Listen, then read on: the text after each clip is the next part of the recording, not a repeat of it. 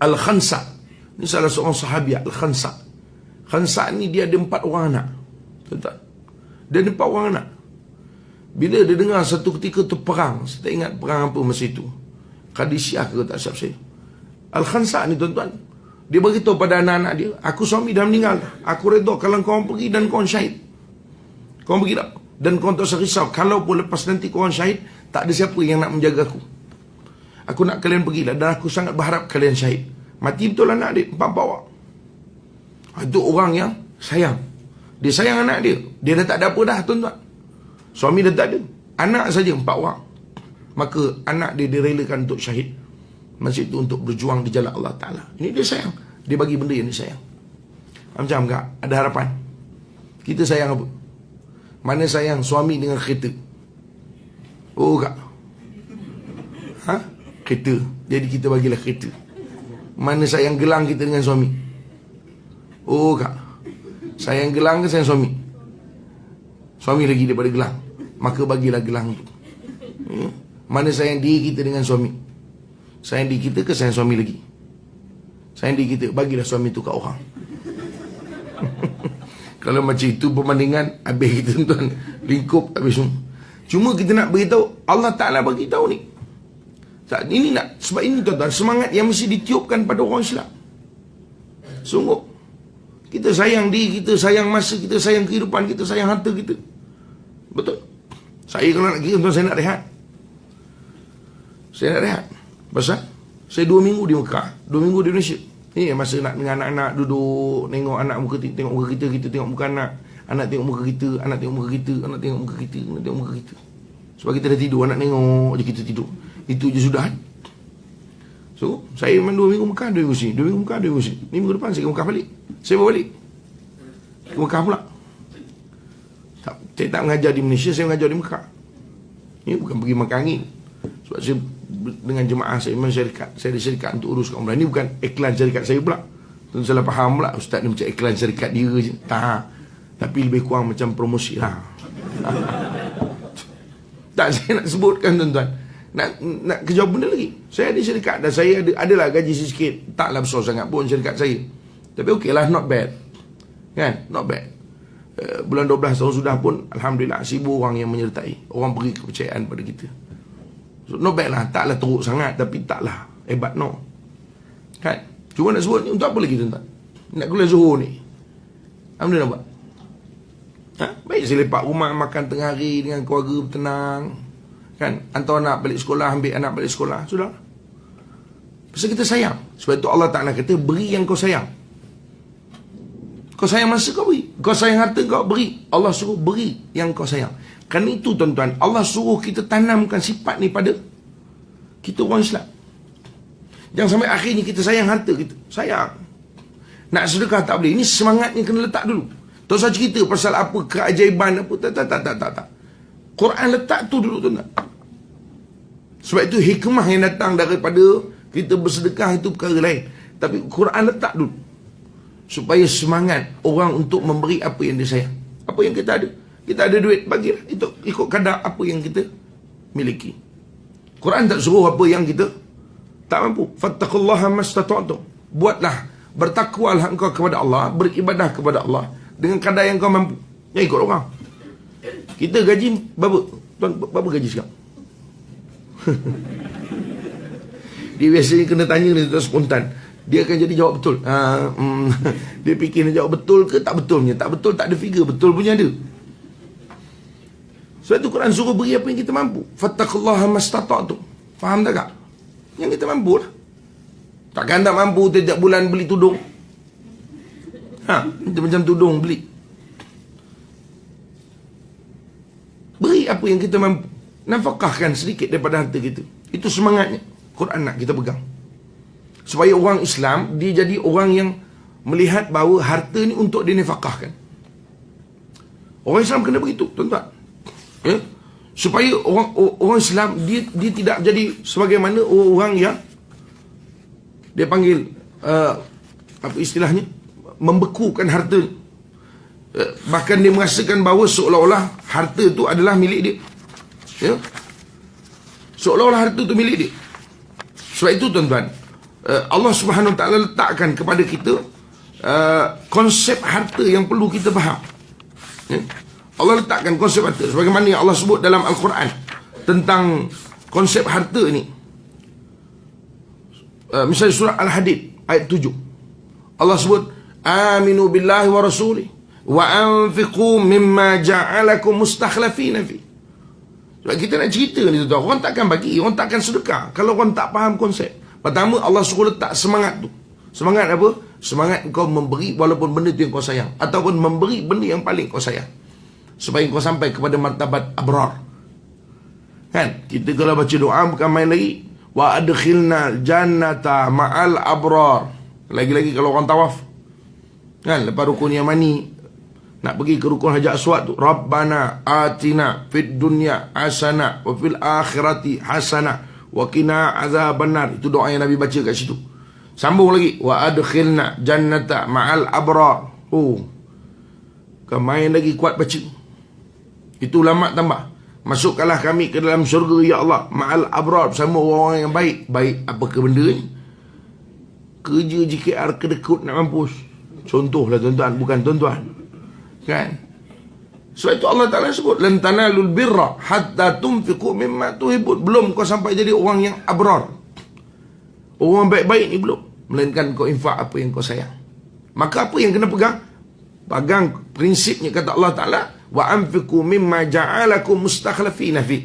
Hendaklah engkau nafkahkan benda yang kami pinjamkan untuk engkau. Gaji tuan-tuan ni semua pinjam. Siapa pinjamkan kak? Oh kak. Siapa pinjamkan? Allah Ta'ala tuan-tuan. Bukan gaji tuan-tuan saja, saya pun sama. Apa yang saya dapat daripada syarikat saya, itu semua yang Allah pinjamkan pada kita. Bukan untuk kita himpun sampai kita takut nak keluarkan. Himpun tapi keluarkan. Himpun, keluarkan. Beri, dapat beri. Itu konsep dia. Itu sebenarnya orang Islam sebenarnya kuat. Bila Allah Ta'ala sebut wala tahinu wala tahzanu wa antumul a'launa in kuntum mu'minin. Saya nak tuan-tuan hari ni kita faham bahawa sedekah ni, the power of sedekah. Bukan the power, the magic, bukan the miracle. Ya, you are right. Memang biasa cakap orang putih juga tengah hari. The miracle of sedekah tuan-tuan. So jangan fikir miracle ni soal tuan-tuan rasa sedekah tuan-tuan dapat balik. Yes, itu memang Allah Ta'ala janji lama dah. Kan, orang sedekah ni macam 7 tangkai padi. Kata Allah Ta'ala, setiap tangkai pula dia mencabang 100 habbah. Itu memang kita tahu kan, Nabi Allah Ta'ala sendiri dah bagi tahu. Kan? Allah sebut bahawa setiap kebaikan Allah gandakan. Sehingga 10 kali ganda hingga 700 kali ganda. Allah sebut begitu. Al-hasanatu yudhaif. Kata Nabi SAW, setiap amalan digandakan. Al-hasanatu bi'asyri amsalihha ila 700 dha'f. 10 kali ganda sampai 700. 10 minimum, don't worry. Faham? Tuan-tuan bagi 1, don't worry, memang ada 10. 10 tu confirm, sebab tu minimum. Ambil yang minimum sudah lah. Janganlah berangan tinggi no. Ni 700 ni. Bagi RM1 mengharap 700. Jangka yang bagi 1,700 kali ganda. Faham? Ini bagi RM1, insyaAllah ni 700 kali ganda. Yang 1,000, ini mungkin 10 kali ganda je. Terbalik pula. Kita kan macam tu. Yang sikit semua rasa maksimum. Terbalik orang yang banyak tawaduk. Banyak bagi. Allah tak ada apa tu. Entah minimum je Allah Ta'ala bagi. Tapi yang sikit, RM1 je. Jangan main-main tau. RM1 ni boleh ganda 700. Tuan-tuan rasa elok campak daripada bangunan JKR ni ke bawah. Ni tingkat berapa ni? 5 rendah no. Tapi ni memang 5 je bukan? 18? Oh 14. Saya pun tak tahu, orang main tekan lift, kita main keluar je tuan. Tak, maknanya begitu. Sebab itu tuan-tuan, kita nak kena faham the miracle of sedekah ni. Itu betul, itu gandaan pahala bang. Jangan risau. Kan? Jangan risau. Memang Allah akan bagi pada kita. Bagilah sedekah banyak, Allah akan ganda. Tapi kita nak faham miracle. Sebab itu bila Allah Ta'ala sebut begitu, bila sebut tentang semangat yang perlu orang Islam ada, kenapa menjadikan harta itu bukan dimiliki, tetapi orang Islam yang dipanggil harta itu, dia bukan bertuankan harta, tetapi dialah tuan kepada harta. Tuan-tuan faham ke tidak ni? Takut tengah-tengah hari ni tak faham. Tuan harta, tuan apa benda ni sama je kata dia. Sebab itu kata Sayyidina Ali, kalau tidak silap saya, orang yang berharta, orang yang mencari harta, dia kena jaga harta. Tapi orang cari ilmu, ilmu jaga dia. Faham tak? Kita cari harta, kita kena jaga. Pagi, petang, siang, malam tengok. Kan, tengok kalau yang simpan dekat rumah, hari-hari menengok. Bawah kapet. Sekarang orang dah tak letak dah. Pencuri dah tahu bawah kapet. Dalam Quran lagi lama pencuri tahu. Sekarang orang tukar tempat. Kan? Orang letak dekat dalam plas air tu. Kan? Jarang pencuri datang rumah minum air. Jadi dia letak dalam plas air, pencuri tak sangka ada duit, ada gelang semua dalam tu. Orang hari-hari nak menengok. Pasal apa? Pasal dia kena jaga harta. Beli kereta baru bang, ada orang sampai tidur dalam kereta. Punya takut kereta tu berjalan. Sungguh.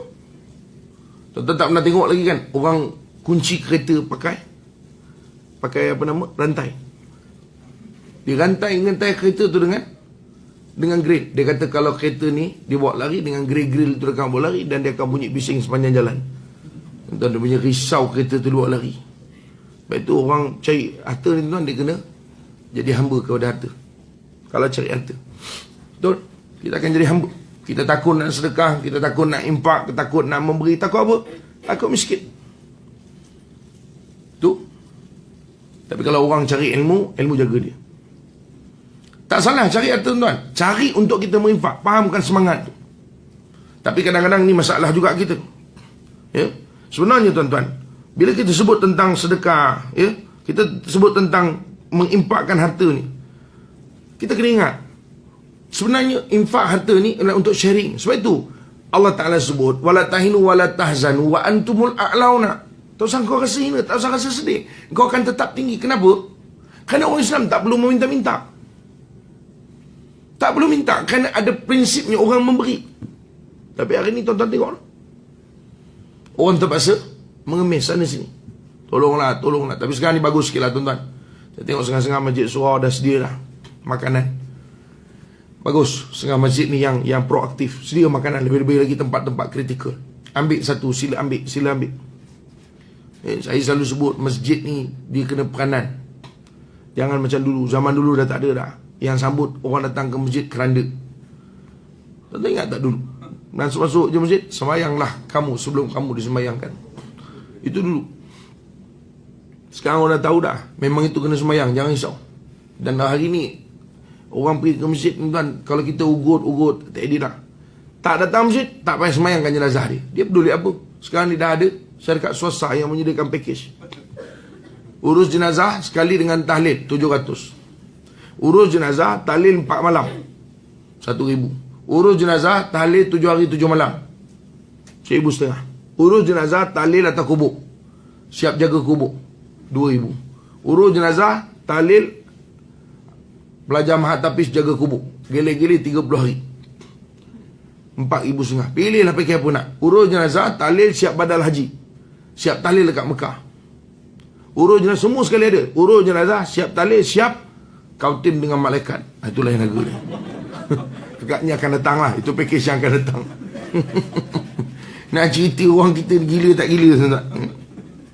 Sebab tu ni kadang-kadang kita tak fahamkan konsep tu. Hari ni tak jadi lah tuan-tuan. Saya pesankan masjid kena berfungsi. Kita beri tempat untuk orang beri bantuan. Untuk nak beri bantuan di masjid lah. Kita nak orang akan datang. Orang datang untuk dapatkan bantuan. Cari. Beri. Yang perlu makanan bagi makanan, yang perlu duit bagi duit. Jangan sampai tak bagi. Konsep dia. Sebab itu Allah Ta'ala sebut, yas'alunaka madza yunfiqun, ditanya tentang apa yang nak diinfakkan. Ya, kepada siapa yang nak diinfakkan. Kata Allah Ta'ala, kul ma anfaqtum min khairin, katakan apa-apa saja kebaikan yang kau nak berikan, nafkahkan, falil walidina, falil walidain, wal aqrabin, wal yatama, wal masakin. Jadi kena flow by flow. Ini satu masalah juga. Kita sedekah jauh, kami rajin, jauh. Mak bapak sendiri kedekut. RM50 bagi. Tapi yang jauh sedekah bukan main. Bagi dulu mak bapak kita, tolong. Faham tak? Ini kita, ni pukul apa habis ceramah ni? Saya belum start lagi ni tuan-tuan. Pukul apa ceramah habis pukul 2? Tuan-tuan jangan malu-malu nak sebut. Cakap aja tuan-tuan. Tuan-tuan kerja, saya bukan kerja. Saya tukang ceramah. Tuan-tuan pukul 2. Okey, pukul 2. Selalu orang 1.50. Ke memang 1.50 juga? Memang pukul 2. Sebab saya tengok ada makanan, mungkin lebih sikit masa. Ke memang selalu ada makanan? Hari Rabu je ada makanan. Kalau begitu saya akan datang, kalau jemput saya hari Rabu je lah. Tuan-tuan, Allah Ta'ala suruh ni sikit lah tuan-tuan kita kongsikan. Dalam bab sedekah ni kita cerita tentang miracle. Betul. Tapi ni kadang-kadang masalah pada kita. Sedekah ni agama suruh dulu kepada orang yang terdekat. Setiap kita tuan. Kita orang mana tuan? Orang negeri mana? Selangor. Tolong orang tempat kita dulu. Tolong maknanya mak bapak kita, adik-beradik kita dulu. Yang kita di Perak, mak bapak kita ada di Perak, adik-beradik kita ada yang susah. Yang susah lah, tolong dulu. Tolong bantu mereka dulu. Baru kita bantu orang yang jauh. Falil walidaini wal aqrabin wal yatama wal masakin. By flow. Lo orang miskin kita. Tapi lah, itu sebab saya kata tadi, kita ceritalah miracle, sedekah ni sebagai whatever, tapi semangat tu tak ada pada kita tuan-tuan. Dia tidak memberi kesan apa-apa pun. Kita hanya berbangga dengan kehebatan bersedekah saja, keajaiban bersedekah. Sebab itu sebenarnya tuan-tuan, kita umat Islam ni, kalau kita boleh faham bahawa sedekah ini semangatnya ialah kita berkongsi, tuan-tuan, percayalah tak ada orang Islam akan merempat tadi. Kalau semua orang, saya selalu bawa analogi begitulah tuan-tuan. Ini last, tapi macam dah tak ada aircon keluar rasanya. Dia memang pukul 2 aircon tutup. Saya rasa macam isyarat suruh berhenti tu. Ke saya seorang je rasa? Rasa juga? Oh, dia memang macam tu Oh, maklum dekat KKR tuan-tuan, dia yang buat bangunan. Tuan-tuan, sebab tu saya kata sebenarnya kita orang Islam kita hebat, tapi pasal kita semangat ni tak ada. Semangat ni tak ada. Lepas tu saya kata, kalau kita di Malaysia ni kita ambil perangkaan yang lama 28 juta orang, 50% orang Islam, 14 juta. Faham tak? Seluruh negara ni ada 30 juta, 28 juta orang, 50% daripada itu adalah orang Islam. Kita kata ambil mudah je kira. Sini yang saya dah kira kat rumah lah. 50% maknanya kita ada 14 juta orang Islam. Betul tak? 14 juta ni orang KKR, JKR, SLR, semua RR belakang lah, TZR, semua sekali. Tuan-tuan, semua sekali ada. Kalau kita kira, kita ambil lah 50% saja boleh mengimpakkan harta. 50% tu yang pencin, yang kecil, yang baru lahir, yang tak ada kerja, yang menganggur, yang memang tak guna punya orang. Ada tuan-tuan, menyusahkan isteri, kerja tidak, apa tidak kan, tu bukan penganggur tu, itu dipanggil tak guna punya orang, menyusahkan orang. Tuan-tuan, seluruh tu kita tolak, ada 50%, bermakna ada berapa juta? 7 juta tuan-tuan.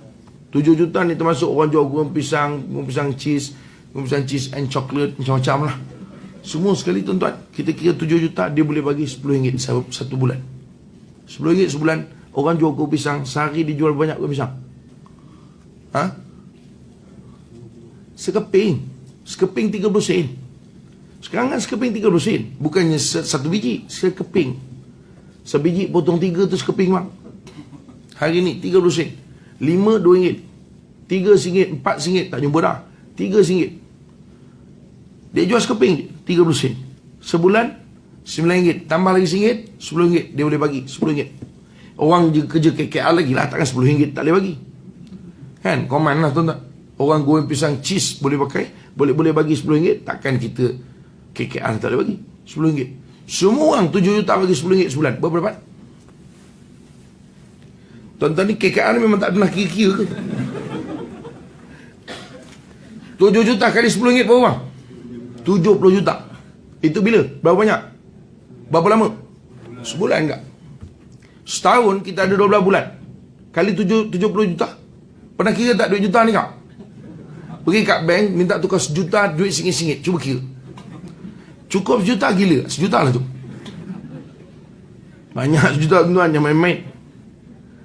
Tuan-tuan, 70 juta satu bulan. Setahun 840 juta. Saya tanya tuan-tuan, ni bagus ni saya tanya kat tuan-tuan, pasal tuan-tuan orang KKR. Selalu bangunan 3 tingkat sekolah tu berapa harga dia? 4 juta. Tempoh biasa berapa lama siap tuan? 2 tahun. Lamanya tuan-tuan. Kalau sekolah terbakar nak buat balik 4 juta, 2 tahun baru siap. Lama. Apa sebab lama? Itu standard lah. Kalau pendekkan sikit tak boleh. Kita double bayar 8 juta. Kita nak siap dalam masa 6 bulan. Tak boleh. Hari-hari kat batu. Makan berkat batu, berak berkat batu, mandi berkat batu. Pekerja keliling. Tak payah bererak. Dekat situ pun je kat batu. Kita bagi 3 kali ganda lah. 12 juta. Boleh tak siap 6 bulan? Boleh pendekkan lagi tak maksud? Ni budak-budak nak belajar ni. Sekolah, banyak sekolah terbakar ni. Kita nak naikkan bangunan 3 tingkat. Bayar 12 juta. 12 juta daripada 840 juta. Berapa tinggal kak? Ada lagi 828 juta. Tuan-tuan tak pasti kira juta-juta ke? Susah menolaknya. Daripada 840 juta ada 828 juta. Tolak 12 juta. Itu bos satu sekolah yang terbakar 4. Tuan-tuan, tak habis 100 juta lagi. Apa nak buat duit? Duit banyak ni. Masjid berapa lama nak siap? Masjid selalu buat 5 juta dapat buat masjid. 5 juta. Ini masjid berapa tahun tak cukup-cukup dana. Sekarang tuan-tuan duit ada 5 juta, 5 juta, 5 juta. Sekolah tak terbakar, bakar bagi 12 juta. Tak terbakar, bakar. Surau pun bakar bagi 12 juta. Roboh 12 juta, 5 juta. Duit ada 840 juta. Betul tak? Betul benar. Daripada mana datang duit tu? Tak ada. Sebab kita semua tak nak sedekah. Itu je cerita tuan. Sekian dimaklumkan. Cukup lah tuan. Cerita panjang-panjang pun syok kita kira duit je. Tapi duitnya tak ada lah nampaknya. Sorry to say lah tuan-tuan. Tak, saya nak bagi tahu di ujung. Itulah ending dia tuan-tuan. Saya dah buat uji kaji tuan. Saya buat kajian lapangan. Saya impun 1,000 orang. Saya buka untuk 1,000 orang je. RM10 sebulan. 1,000 orang, RM10 sebulan. Saya buat Ramadan ke Ramadan. Saya buat sendiri kajian lapangan tuan-tuan. Bukan saja kau impun lah. Tapi kita impun untuk satu sekolah. Saya kata RM10 seorang bayar sebulan. Jangan bayar sekali lamsam. Kita tak nak nanti orang rasa berat. RM10 sebulan. 1,000 orang. Tuan-tuan, bila dengar RM10 sebulan kena bayar 12 bulan, komitmen tiap-tiap bulan, saya dapat impun 70% je. 70%. Menjelang nak ujung tuan-tuan, kurang 10% yang tinggal. Yang lain semua sadaqallahul azim. Kita nak dapat 840 juta, bolehlah pakai kalkulator je. Betul-betul tak ada harapan. Tuan-tuan, inilah kelemahan kita. Ceritalah miracle of sedekah. Bagai nak rak, tapi tak jadi juga kerana kita tak fahamkan semangat daripada sedekah tu sendiri tuan-tuan. Wallahu alam. Cukuplah tu kedua dah. Ya, tuan-tuan nak makan lagi. Ya, tuan-tuan puasa semua. Ya, kita jumpa lagi insya-Allah pada PRU yang akan datang. Ya, kita ceramah ni bukan ada kena sini, bukan ceramah PRU, cuma saya kata sempena. Jadi senang kita nak ingat 5 tahun sekali. Bila datang last tahun PRU yang lepas. Jadi kita ikut PRU je senang ni. Wallahu alam. Aku qali hadza astaghfirullahalazim li wa lakum. Assalamualaikum warahmatullahi wabarakatuh.